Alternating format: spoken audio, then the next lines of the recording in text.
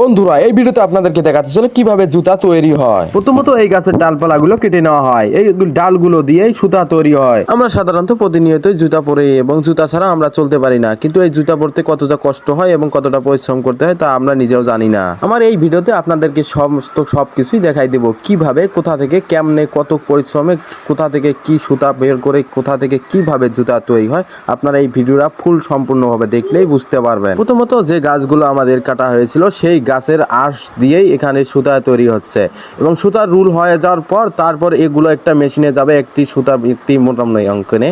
তারপর দেখতে থাকুন এই যে কিভাবে জুতার সাইজটা একদম করে নিতেছে।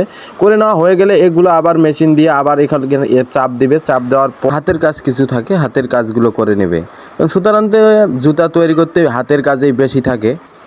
প্রত্যেকটি জুতার সাইজে ওরা একটি মেশিনে ঢুকাবে, ঢুকার পর ওগুলো করার পর এখানে চাপ দিবে, সব চাপ দেওয়া হয়ে গেলে তারপর কালার করবে এরা, জুতার কালার। বন্ধুরা জুতার কালার হয়ে যাওয়ার পর তারপর এগুলো প্রত্যেকটা মেশিন থেকে সাইজ বের হবে। সাইজ বের হওয়ার পর এগুলার ফিতা এবং সমস্ত কিছু এখানে পরে গার্মেন্টসে চলে যাবে। গার্মেন্টসে যাওয়ার পর এগুলা প্রত্যেকটা জুতায় রং করা হবে, তারপর এগুলা সাইজ করে নিতে হবে। তারপর এগুলা যাবে হলো মেশিনে যাওয়ার পর এগুলা প্রত্যেকটা জুতায় সেলাই করা হবে। বন্ধুরা জুতার সর্বশেষ কাজ হচ্ছে এইটা। বন্ধুরা আপনাদের কাছে ভিডিওটি কেমন লাগলো অবশ্যই কমেন্ট করে জানাবেন এবং চ্যানেলে নতুন হয়ে থাকলে অবশ্যই চ্যানেলটি সাবস্ক্রাইব করবে, পাশেই থাকবে।